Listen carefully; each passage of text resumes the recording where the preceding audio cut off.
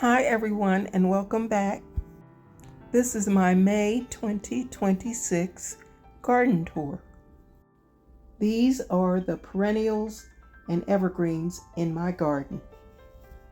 I planted lamb's ear on both sides of the beginning of this path. I created the path because I needed design and order in my garden.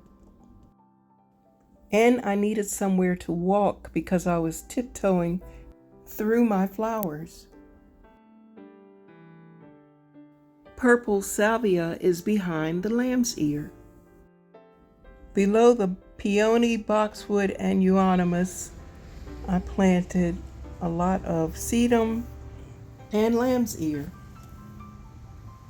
My goal was to have year-round color in my garden, but to be intentional about it and have some kind of organization, as well as cohesion and design.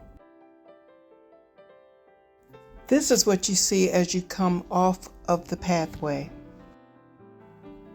It's 3 varieties of sedum. Solar Spice and Angelina are excellent ground covers. Sedum is low maintenance and drought tolerant. Sedum will fill in a space in your garden and you won't need any mulch. I propagated a lot of the Solar Spice and the Angelina sedum here in this area. This is Autumn Glow sedum. This is where I first planted Angelina and Solar Spice sedum, not knowing that it was going to take over this whole area. And I love it because it fills in this whole area and I don't need to put any mulch down.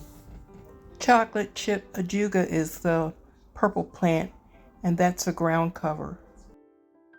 It's an excellent ground cover that gives you that purple color in early spring. Elijah bluegrass adds a beautiful blue color to your garden. And that's another one of my goals, to have color and contrast throughout the year. Orange rocket barberry complements my border. I planted sunshine ligustrum between each barberry. This is my centerpiece. It is 3 Autumn Joy or Autumn Fire sedum, Serendipity allium. The buds have already formed, and touch of gold holly. Here is my orange rocket barberry and sunshine ligustrum border. On a bright sunny day, since this recording, I did prune these back a little bit because they were looking pretty wild. But look at the yellow borders around the barberry leaves. Absolutely beautiful.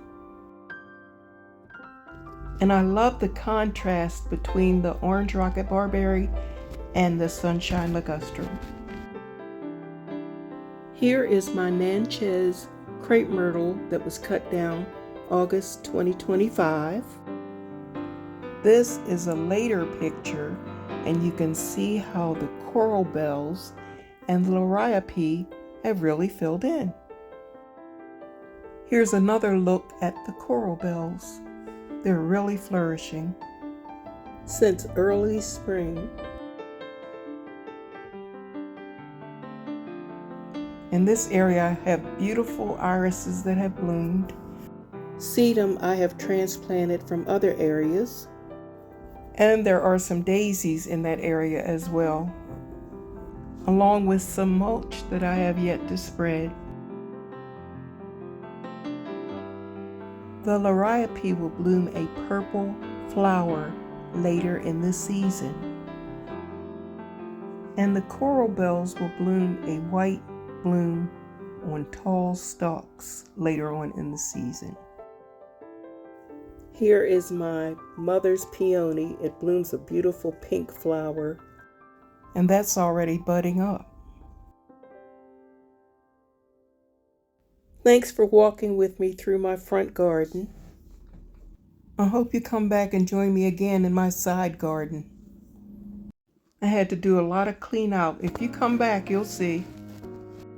I plan to put out more videos, so I hope you come back to watch. If you're new, thanks for being here. And if you were here before, thanks for coming back.